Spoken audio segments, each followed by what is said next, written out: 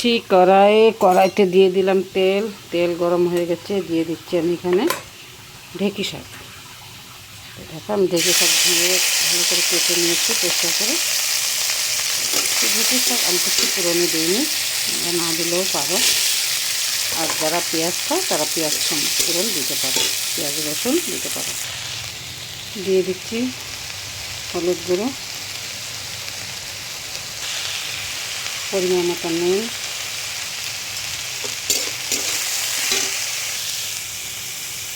এক চামচ কাঁচা লঙ্কা বাটা।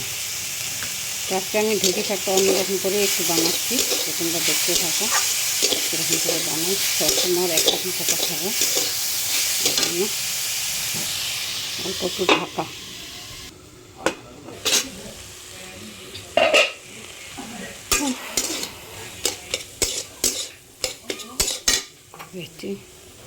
চাপা শুটকি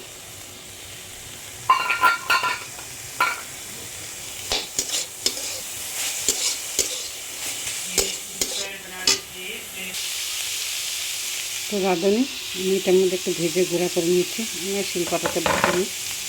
তারপর তোমরা দেখো ঢেঁকি শাকটা শাক খাওয়া যায়, চচ্চড়ি খাওয়া যায়, কত রকম করে খাওয়া যায় না। কিন্তু আমি আজকে ঢেঁকি শাকটা রান্না করেছি শীতল শুটকি দিয়ে, চাপা শুটকি দিয়ে। তো এরকম করে তোমরা একবার রান্না করে খেয়ে দেখবে, দারুণ তো একটা টেস্টি রেসিপি।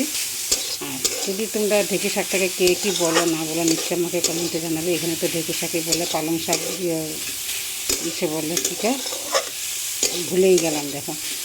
তো যাই হোক ঢেঁকি শাকই তো বলে বেশিরভাগ। আর তো এটা আমি আজকে শুটকি দিয়ে রান্না করছি। তো তোমরা খেয়ে এরকম করে রান্না করে খেয়ে একবার নিচ্ছে ট্রাই করবে, করে আমাকে নিচে কমেন্টে জানাবে তোমরা এটা কীরকম লেগেছে খেয়ে। কিন্তু আমার কাছে খুবই ভালো লাগে এই জন্য রান্না করছি। এটা কিন্তু আমাদের অ্যাকচুয়ালি বলতে গেলাম মার হাতে রান্না। মা এরকম করে রান্না করতো ঢেঁকি শাক দিয়ে, শুটকি দিয়ে। মা ইচ্ছা শুটকি দিয়ে করতো, আমি ইচ্ছা শুটকিটা খেয়ে ভালো পাই না, এই জন্য চেপা দিয়ে করেছি। চেপা দিয়েও করা যায়, ইচ্ছা শুটকি দিয়ে করা যায়।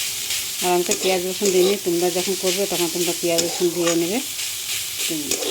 পেঁয়াজ পুরোনো দিতে পারো, আমি তো কিচ্ছু দিইনি পুরোনো, এই জন্য। তো তোমরা এরকম করে রান্না করে খেয়ে দেখো। তো আমার এটা হয়ে গেছে, নামিয়ে দিচ্ছি। একবার কিন্তু নিচে ট্রাই করবে, আর আমাকে নিচে কমেন্টে জানাবে। আর ভালো লেগে থাকলে আমার চ্যানেলটাকে লাইক সাবস্ক্রাইব শেয়ার করে রেখো। তো সবাইকে বাই বাই। দেখতে থাকো আমি এটা নামিয়ে নিই।